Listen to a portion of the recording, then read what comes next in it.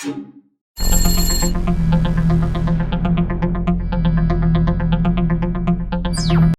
श्री अकाल, जय भीम, नमो बुद्धाय। मैं अमृता मिलन, वॉइस ऑफ मानवता टीवी पर आप देख रहे हैं खास प्रोग्राम हम हार नहीं मानेंगे। हाल ही में 24 जनवरी 2021 को छत्तीसगढ़ प्रदेश के अंदर अधिकारी कर्मचारियों का पारिवारिक मैत्री मिलन समारोह का आयोजन किया गया था। इस समारोह में जो मुख्य वक्ता रहे वो रमेश जाटवर जी, आयुष्मान रमेश जाटवर जी। उनका वक्तव्य सुनने लायक है और उन्होंने सारे जो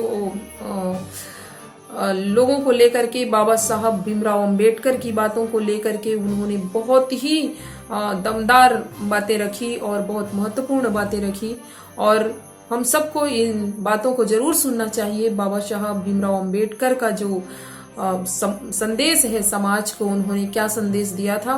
क्योंकि 26 जनवरी 1950 को भारत देश के अंदर भारतीय संविधान लागू हुआ था और इसलिए भारतीय संविधान के चूंकि निर्माता बाबा साहब डॉक्टर भीमराव अंबेडकर रहे, तो भारतीय संविधान में या बाबा साहब ने हमें किस तरह से आगाह किया, क्या संदेश उनके रहे, इसको लेकर के रमेश जाटवर जी का जो स्पीच रहा वो बहुत ही शानदार रहा।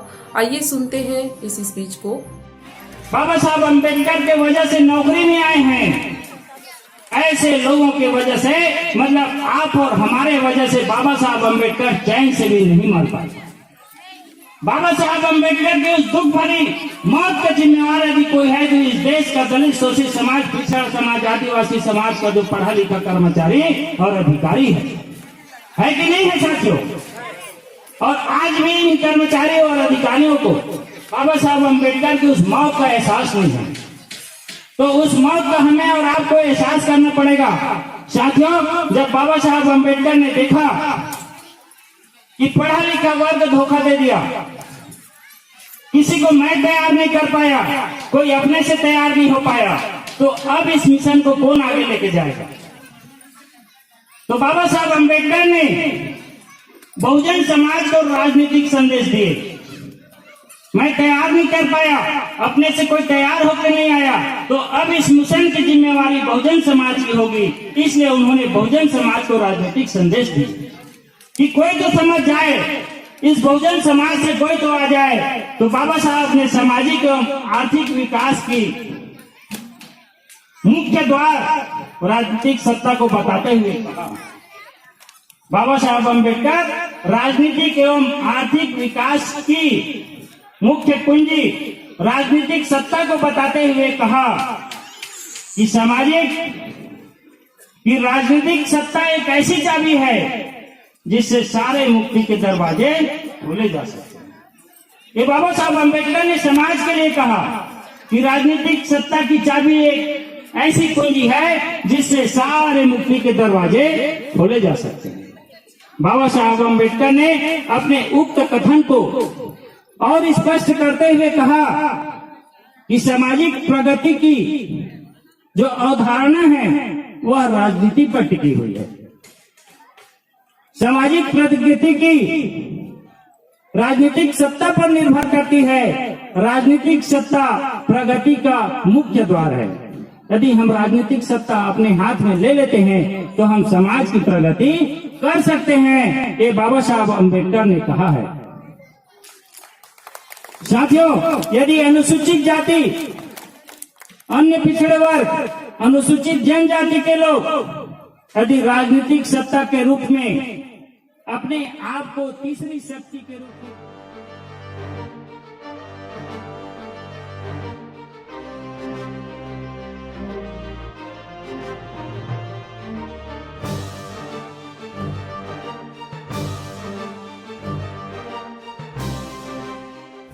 इस बात की जानकारी मोहम्मद अली जिन्ना को जब लगी, मोहम्मद अली जिन्ना ने भी अंग्रेजों से मिले, लॉर्ड लिंगो से मिले और बोले कि मुझे भी मुस्लिम अलीगढ़ यूनिवर्सिटी के लिए सहयोग करिए। अंग्रेजों ने इन दोनों को, हिंदुओं को भी सहयोग किया, मुसलमानों को भी सहयोग किया। बाबा साहब अम्बेडकर भी लॉर्ड लिंगो से मिले और बाबा साहब अम्बेडकर ने बोले कि आप मेरे समाज के लिए सहयोग करिए। लॉर्ड लिंगो पूछते हैं कि बाबा साहब आप भी यूनिवर्सिटी खोलना चाहते हैं? बाबा साहब अम्बेडकर ने कहा कि नहीं, मैं यूनिवर्सिटी खोलना नहीं चाहता हूँ, मैं अपने समाज के बच्चों को उच्च शिक्षा के लिए विदेश पढ़ने भेजना चाहता हूँ। क्योंकि अभी लोग कहते हैं एक बाबा साहब अम्बेडकर मतलब 500 लिखे पढ़े लोगों के बराबर है। यदि मेरे समाज के 50 लोगों को, 50 विद्यार्थियों को मैं विदेश उच्च शिक्षा के लिए भेजूंगा तो 50 × 500 करेंगे तो सोचिए कितने बच्चे मेरे समाज के पढ़ लिख के आगे बढ़ेंगे और इस समाज का भला करेंगे।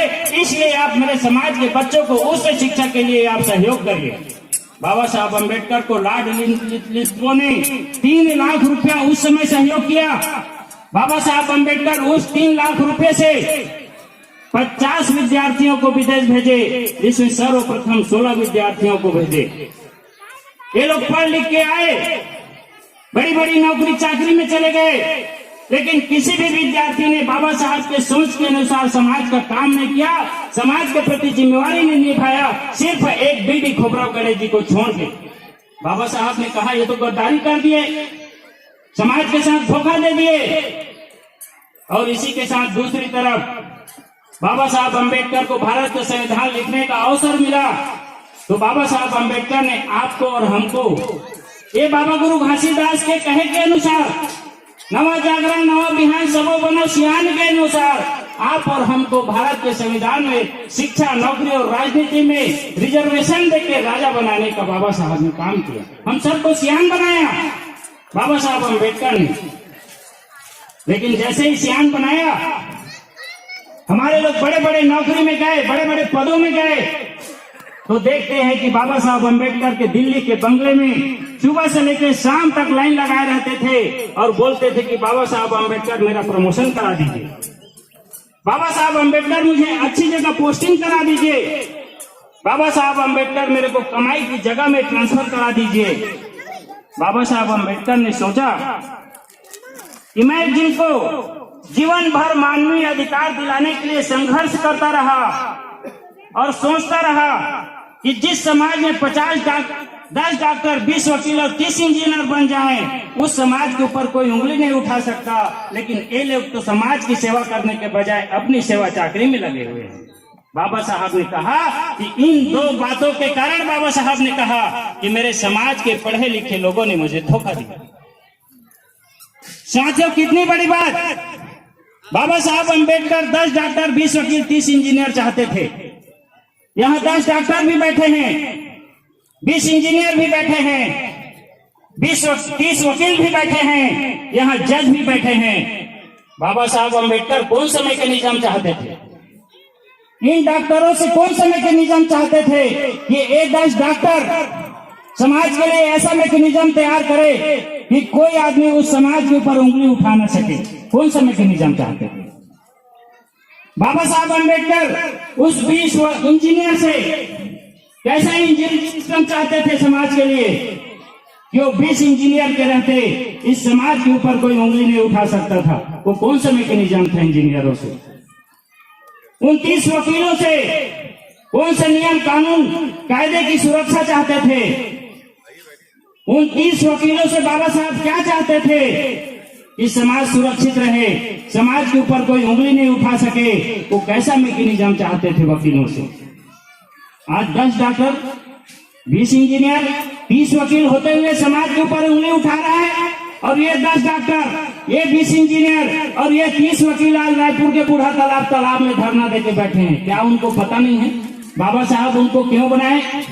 क्या धरना देने के लिए आपको डॉक्टर, इंजीनियर और वकील बनाए बाबा साहब अम्बेडकर? तो साथियों, इनको पता नहीं है, इसलिए बूढ़ा तालाब में जाके वहां धरना दे रहे हैं। साथियों, मांगने वाला कभी लाल नहीं होता है। जो कहते हैं ना, मांगने वाला दलाल होता है और देने वाला लाल होता है। हमारे इंजीनियर, डॉक्टर, वकील को पता नहीं है कि लाल पैदा हुए कि दलाल पैदा हुए। साथियों, हमें लाल पैदा होना है, अपने घरों में ऐसे इंजीनियर, डॉक्टर, वकील बनाना है जो समाज के लिए बाबा साहब के मैकेनिज्म तैयार करे और हमें कोई उंगली ना उठा सके। इसलिए बाबा साहब अम्बेडकर ने कहा कि मेरे समाज के पढ़े लिखे लोगों ने मुझे धोखा दिया। हम यहाँ जितने लोग बैठे हैं, 318 परिवार यहाँ दर्ज हैं। आज की इस परिवार मैत्री मिलन में 318 परिवार उपस्थित हैं। इन 318 परिवार में 300 लोग कर्मचारी और अधिकारी हैं।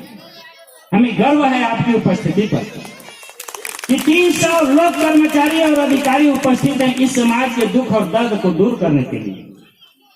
साथियों, आप सबसे अपील है कि हम धोखा देने वालों का जब लिस्ट बने तो उसमें हमारा नाम ना हो। बौद्ध जी ने कहा 500 साल बाद भीमा कोरे गांव की तरह यदि हिस्ट्री खंगाला जाएगा तो 318 लोगों का नाम मिलेगा कि 24 जनवरी को गोरखपुरी के धरती में 318 लोग इकट्ठा हुए थे और इस देश से मनुवादी सिस्टम को उखाड़ फेंकने का सौगंध लिए थे। ये आपका नाम दर्ज हो गया। साथियों, बाबा साहब अम्बेडकर उसी दिन 18 मार्च 1956 को रोए जब वो देखे कि मेरे समाज के लोगों ने धोखा दे दिया। तो बाबा साहब अम्बेडकर 18 मार्च 1956 को उसी रामलीला मैदान में रोए और रोते हुए कहा कि आज मेरी स्थिति एक बड़े खंभे की तरह है जो विशाल तंबू को संभाल रही है। मेरी चिंता उस समय के लिए है जब यह खंभा अधिक समय तक अपने जगह पर नहीं खड़ा रह पाएगा। मेरा स्वास्थ्य खराब रहता है। मैं नहीं जानता कि मैं आप लोगों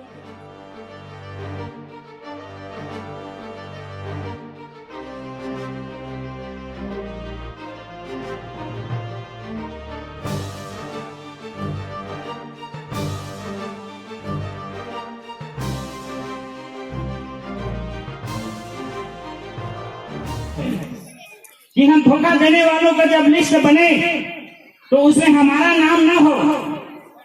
बौद्ध जी ने कहा 500 साल बाद भीमा कोरे गांव की तरह यदि हिस्ट्री खंगाला जाएगा तो 318 लोगों का नाम मिलेगा कि 24 जनवरी को गोरखपुरी के धरती में 318 लोग इकट्ठा हुए थे और इस देश से मनुवादी सिस्टम को उखाड़ फेंकने का सौगंध लिए थे। ये आपका नाम दर्ज हो गया। साथियों, बाबा साहब अम्बेडकर उसी दिन 18 मार्च 1956 को रोए जब वो देखे कि मेरे समाज के लोगों ने धोखा दे दिया। तो बाबा साहब अम्बेडकर 18 मार्च 1956 को उसी रामलीला मैदान में रोए और रोते हुए कहा कि आज मेरी स्थिति एक बड़े खंभे की तरह है जो विशाल तंबू को संभाल रही है। मेरी चिंता उस समय के लिए है जब यह खंभा अधिक समय तक अपने जगह पर नहीं खड़ा रह पाएगा। मेरा स्वास्थ्य खराब रहता है। मैं नहीं जानता कि मैं आप लोगों के बीच से कब चला जाऊं। मैं आज तक किसी नवयुवक को नहीं खोज पाया जो मेरे जाने के बाद इस असहाय और निराश समाज की जिम्मेवारी संभाल सके। कोई नौजवान और कोई युवा अपने से आज तक कोई नहीं आ पाया जो इस जिम्मेवारी को संभाल सके। यदि कोई युवा, कोई व्यक्ति आ जाता और इस जिम्मेवारी को समाज की बेबस और लाचार लोगों की जिम्मेवारी संभाल लेता तो मैं चैन से मर सकता था। ये बाबा साहब अम्बेडकर ने कहा था। जब पढ़े लिखे लोगों ने धोखा दे दिया तो बाबा साहब अम्बेडकर रोते हुए बात को बोले कि एक मैं किसी को तैयार नहीं कर पाया, मैं किसी को खोज नहीं पाया और अपने से समाज से कोई तैयार होकर आ नहीं पाया। इस बात की मेरे को चिंता है। यदि कोई तैयार कर लेता मैं या कोई तैयार होके आ जाता तो मैं चैन से मर सकता था। इसका मतलब क्या है साथियों कि यहाँ पर जितने कर्मचारी और अधिकारी हम और आप बैठे हैं, जो बाबा साहब डॉक्टर अम्बेडकर के रिजर्वेशन से लिखे पढ़े हैं, बाबा साहब अम्बेडकर के वजह से नौकरी में आए हैं, ऐसे लोगों की वजह से, मतलब आप और हमारे वजह से बाबा साहब अम्बेडकर चैन से भी नहीं मर पाए। बाबा साहब अम्बेडकर की उस दुख भरी मौत का जिम्मेवार यदि कोई है तो इस देश का दलित, शोषित समाज, पिछड़ा समाज, आदिवासी समाज का जो पढ़ा लिखा कर्मचारी और अधिकारी है कि नहीं है साथियों। और आज भी इन कर्मचारियों और अधिकारियों को बाबा साहब अम्बेडकर की उस मौत का एहसास नहीं है। तो उस मौत का हमें और आपको एहसास करना पड़ेगा साथियों। जब बाबा साहब अम्बेडकर ने देखा कि पढ़ा लिखा वर्ग धोखा दे दिया, किसी को मैं तैयार नहीं कर पाया, कोई अपने से तैयार नहीं हो पाया, तो अब इस मिशन को कौन आगे लेके जाएगा? तो बाबा साहब अम्बेडकर ने बहुजन समाज को राजनीतिक संदेश दिए। मैं तैयार नहीं कर पाया, अपने से कोई तैयार होकर नहीं आया, तो अब इस मिशन की जिम्मेवारी बहुजन समाज की होगी। इसलिए उन्होंने बहुजन समाज को राजनीतिक संदेश दिया कि कोई तो समझ जाए, इस बहुजन समाज से कोई तो आ जाए। तो बाबा साहब ने सामाजिक एवं आर्थिक विकास की मुख्य द्वार राजनीतिक सत्ता को बताते हुए कहा, बाबा साहब अम्बेडकर राजनीतिक एवं आर्थिक विकास की मुख्य कुंजी राजनीतिक सत्ता को बताते हुए कहा कि राजनीतिक सत्ता एक ऐसी चाबी है जिससे सारे मुक्ति के दरवाजे खोले जा सकते हैं। ये बाबा साहब अम्बेडकर ने समाज के लिए कहा कि राजनीतिक सत्ता की चाबी एक ऐसी कुंजी है जिससे सारे मुक्ति के दरवाजे खोले जा सकते हैं। बाबा साहब अम्बेडकर ने अपने उक्त कथन को और स्पष्ट करते हुए कहा कि सामाजिक प्रगति की जो अवधारणा है वह राजनीति पर टिकी हुई है। सामाजिक प्रगति की राजनीतिक सत्ता पर निर्भर करती है। राजनीतिक सत्ता प्रगति का मुख्य द्वार है। यदि हम राजनीतिक सत्ता अपने हाथ में ले लेते हैं तो हम समाज की प्रगति कर सकते हैं। ये बाबा साहब अम्बेडकर ने कहा है। साथियों, यदि अनुसूचित जाति, अन्य पिछड़े वर्ग, अनुसूचित जनजाति के लोग यदि राजनीतिक सत्ता के रूप में अपने आप को तीसरी शक्ति के रूप में उभारें तो इस देश की शासन सत्ता को अपने हाथ में लेके अपने सभी समस्याओं का द्वार खोल सकते हैं। ये बाबा साहब अम्बेडकर ने कहा, बहुजन समाज को संदेश दिया कि राजनीतिक सत्ता को हासिल करो और हासिल करने के लिए अनुसूचित जाति, जनजाति, पिछड़े वर्ग के लोग इकट्ठा हो और इकट्ठा होने के बाद इस देश की राजनीतिक सत्ता को अपने हाथ में लेको, अपने बहुजन समाज का विकास करो। ये बाबा साहब अम्बेडकर ने राजनीतिक संदेश दिए थे और इसलिए बाबा साहब अम्बेडकर ने अपने जीते जी इस देश के 6 जातियों को जोड़ा था। इस देश में SC, ST, OBC 6000 जातियों में बटा है, जिसमें बाबा साहब अम्बेडकर ने मात्र 6 जातियों को जोड़ पाया। साथियों, आज हम लोग यहाँ पर आजादी के 70 साल, संविधान लागू होने के 70 साल बाद बाबा साहब के अम्बेडकर के द्वारा दिए हुए रोजी रोटी को करने के बाद आज क्या हम 6 को 600 जाति में ले जा पाए? यदि हम चेक करें यहाँ पर हम कितने अलग अलग जाति के लोग बैठे हैं तो मेरे को नहीं लगता है कि 6 से 7 जाति के लोग हम लोग बैठे हुए हैं। मतलब हमारा मूवमेंट फेल है जो हम बहुजन मूवमेंट बनाना चाहते हैं और जातियों को जोड़ नहीं पा रहे हैं। तो बाबा साहब अम्बेडकर ने सामाजिक रूप से राजनीतिक संदेश दिए हैं जिसको आपको और हमको मानना चाहिए। उसके आगे जब बाबा साहब अम्बेडकर ने देखा कि पढ़े लिखे लोगों ने धोखा दे दिया, मैंने किसी को तैयार नहीं कर पाया, अपने से कोई तैयार होके नहीं आया और बहुजन समाज को राजनीतिक संदेश देने के बाद उनको लगा कि अब कुछ लोग काम करेंगे।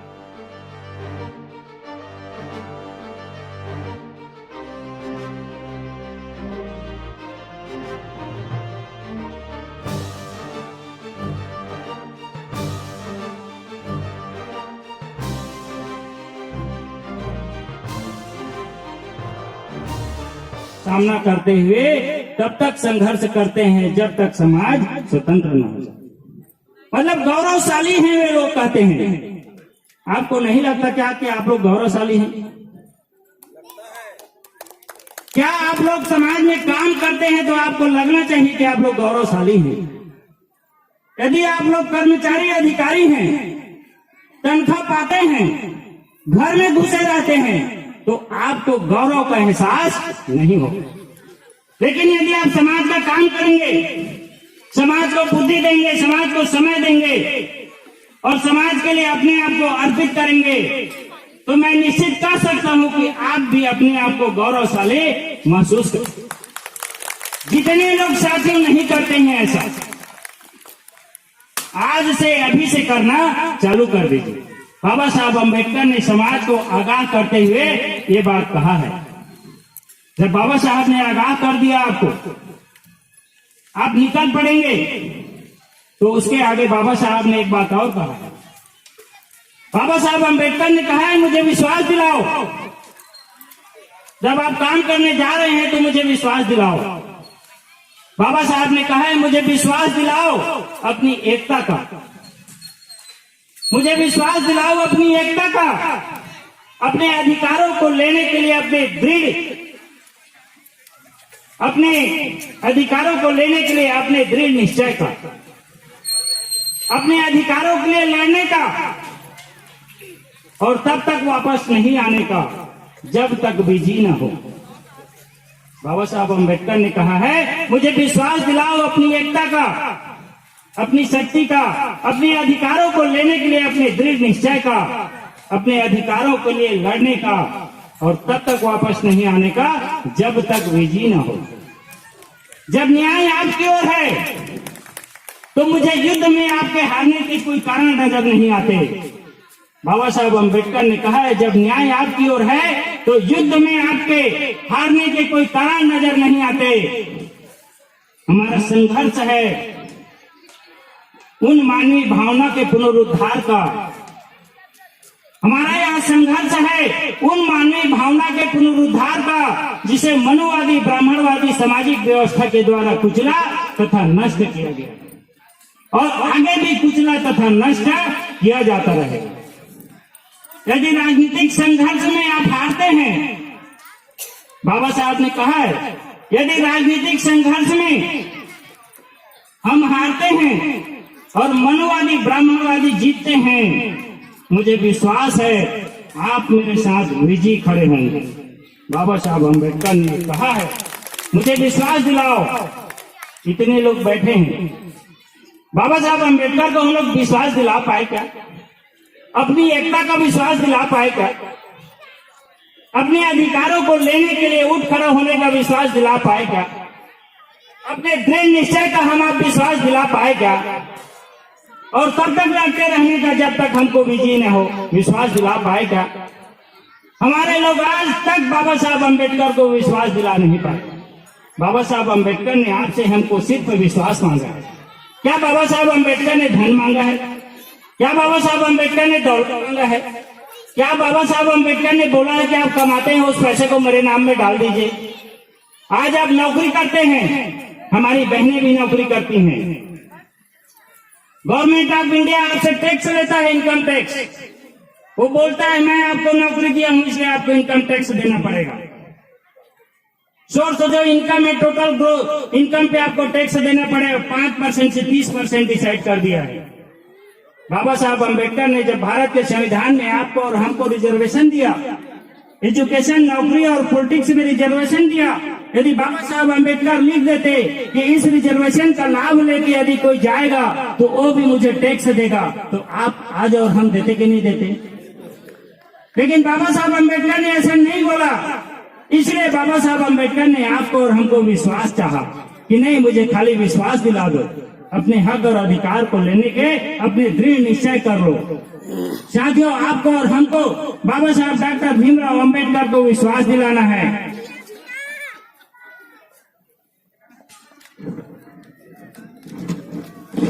और इतना कहने के बाद बाबा साहब डॉक्टर अम्बेडकर अंत में अंतिम संदेश दिए हैं। बाबा साहब अम्बेडकर ने हमें अंतिम संदेश दिए। बाबा साहब डॉक्टर अम्बेडकर जी ने हमें जो भी कुछ अधिकार मुहैया कराए हैं वे अपने आप नहीं मिल गए हैं।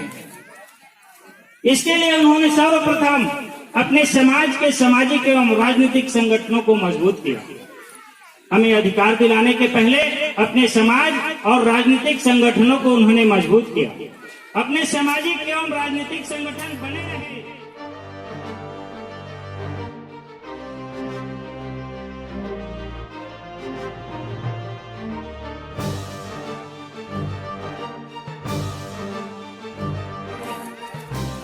इसके लिए उन्होंने सर्वप्रथम अपने समाज के सामाजिक एवं राजनीतिक संगठनों को मजबूत किया।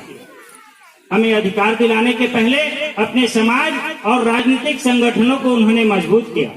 अपने सामाजिक एवं राजनीतिक संगठन बने रहे, इसके लिए उन्होंने हमें आगाह किया और उन्होंने बोला कि मेरे शोषित एवं गरीब भाइयों, मैंने तुम्हारे लिए जो कुछ भी किया है वह बेहद मुसीबतों, अत्यंत दुखों, बेशुमार विरोधियों का मुकाबला करने के बाद किया है। यह कारवां आज जिस जगह पर खड़ा है, मैं इसे बड़ी मुसीबतों के बाद यहाँ लाया हूँ। अब तुम्हारा कर्तव्य है कि यह कारवां सदैव आगे ही बढ़ता रहे, बेशक कितनी रुकावटें क्यों न आए। यदि मेरे अनुयायी इसे आगे न बढ़ा सकें तो इसे यहीं पर छोड़ दें, पर किसी भी हालत में इसे पीछे न जाने दें। अपने लोगों को मेरा यही अंतिम संदेश है। ये बाबा साहब अम्बेडकर के अंतिम संदेश है। यहाँ 318 लोगों का पंजीयन है, 300 लोग कम से कम कर्मचारी और अधिकारी हैं। आपको यहाँ बताना पड़ेगा कि बाबा साहब डॉक्टर अम्बेडकर के जो अंतिम संदेश है उसके हिसाब से यह कारवां इसके पीछे चला जाना चाहिए कि यहीं रुक जाना चाहिए कि इसे आगे लेके हमें और आपको जाना चाहिए। क्या करना चाहिए? बाबा साहब अम्बेडकर के कारवां को आप और हम मिलके इस देश में आगे लेके जा सकते हैं। और उसके लिए हमें मुफ्त में 8 घंटा जो नौकरी करते हैं तो बहुत जगह मेहनत करके करते हैं, लेकिन बहुत जगह ऐसे हैं जहां बिना मेहनत के तनख्वाह मिलता है, बिना मेहनत के तनख्वाह मिलता है। ऐसे बहुत सारे डिपार्टमेंट्स हैं, ऐसे जगह आप और हम पोस्टेड हैं। मेरे साथियों, बाबा साहब डॉक्टर अम्बेडकर के मिशन को यदि आप और हम आगे लेके जाना चाहते हैं तो आज से बहुजन समाज को टाइम, टैलेंट और ट्रेजरी देना चालू। आपके टाइम, टैलेंट और ट्रेजरी से यह समाज आगे बढ़ जाएगा। और टाइम, टैलेंट, ट्रेजरी ही समाज चाहता है, लेकिन हम लोग ये काम नहीं कर पाए हैं।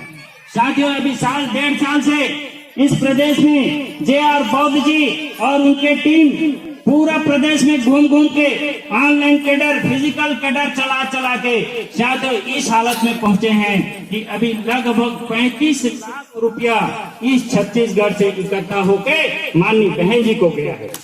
ये आप लोग को बहुत बहुत धन्यवाद कि आपने इस देश में बहुजन मिशन को आगे बढ़ाने के लिए छत्तीसगढ़ प्रदेश से 35 लाख पहली बार दिए हैं। लास्ट ईयर तक का ये रिकॉर्ड रहा है कि 10 से 13 लाख रुपया ही गया है, लेकिन आप कर्मचारी अधिकारियों के मेहनत से, कैडर कैंप से, मोटिवेशनल स्पीचेस से इस प्रदेश से 35 लाख रुपए इकट्ठा हुआ है। साथियों, आपका मिशन कामयाब होगा।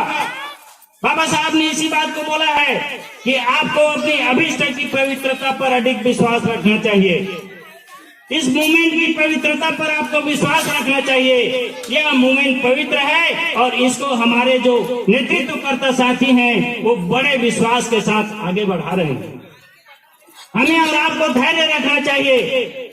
और साथियों, अभी हमारे 2 बच्चे, इन 2 बच्चों से हमको और आपको सीखना चाहिए। ये हमारे 2 बच्चे अभी गुल्लक दिए हैं। इस गुल्लक में पता नहीं कितना रुपया है, हमको नहीं मालूम, लेकिन ये उनकी भावना है। समाज के प्रति, बाबा साहब अम्बेडकर के प्रति उनकी भावना है। उस भावना को आपको और हमको कदर करना पड़ेगा। आप सबसे अपील है कि जितने लोग दे रहे हैं देते रहें, जितने लोग नहीं दिए हैं आज से अपने घर में गुल्लक रख लें। आज से जाके अपने घर में एक गुल्लक रख लें और उस गुल्लक में रोज 1 रुपया, 2 रुपया, 5 रुपया, 10 रुपया अनयूज जो सिक्के हैं आपके, उसको आप डालते रहें। साथियों, 1 साल में आप देखेंगे यदि हम 1000 लोग यदि इस गुल्लक को भर दें, 1000 लोग यदि इस गुल्लक को भर दें और 1 साल बाद यदि यहीं पर खोलें उसको, एक गुल्ले में 1000 रुपया निकलेगा। साथियों, 1000 गुणित 1000 मतलब 10 लाख रुपया आपके पास यहीं पर इकट्ठा होगा। आपने दिया कितना? सिर्फ 1 रुपया।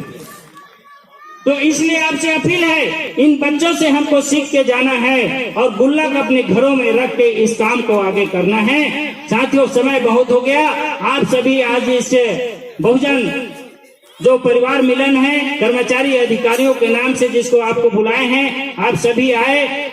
इसके लिए आप सबको बहुत बहुत धन्यवाद। एक बात याद रखिएगा कि जिस दिन भी देश में और इस छत्तीसगढ़ में ईमानदारों की लिस्ट बनेगी, आपका नाम उसमें जरूर टाइम टैलेंट ट्रेजरी देने वालों के रूप में दर्ज होनी चाहिए। इसी आशा और विश्वास के साथ 10 डॉक्टर, 20 वकील, 30 इंजीनियरों से खास अपील है कि ऐसा मैकेनिज्म तैयार करें कि आपके समाज को आपके होते हुए कोई उंगली न उठा सके। जय भीम, जय भारत, जय सतनाम। तो आप देख सकते हैं किस तरह से उन्होंने एक एक करके सारी बातों को रखी। जैसे कि बाबा साहब ने कहा था कि आपको अपने अभीष्ट के नेतृत्व पर, आपको उसकी पवित्रता पर आपको विश्वास होना चाहिए और शिक्षित बनो, संगठित रहो, संघर्ष करो। जैसे कि बाबा साहब ने जो स्लोगन दिया था, जो कोटेशन दिया था लोगों को, वो और तमाम तरह की बातों को आयुष्मान रमेश जाटवर जी ने हमारे सामने में रखा। इस प्रोग्राम में छत्तीसगढ़ से लगभग 318 फैमिली जो है शामिल हुए थे, अधिकारी कर्मचारीगण शामिल हुए थे और बहुत ही सक्सेसफुल प्रोग्राम रहा। छत्तीसगढ़ के गिरौदपुरी धाम में, जो कि छत्तीसगढ़ के जो संत हैं, संत गुरु घासीदास जी, बाबा गुरु घासीदास जी, उनके ये जो है कर्म स्थली रहा गिरौदपुरी, तो वहां पर ये प्रोग्राम का आयोजन किया गया था और ये बहुत ही सफल रहा। उम्मीद है आपको रमेश जाटवर जी के इस स्पीच से काफी कुछ जानने को मिला होगा। तो आप सभी को बहुत बहुत धन्यवाद। Thank you. जय भीम, नमो बुद्धाय, सत श्री अकाल।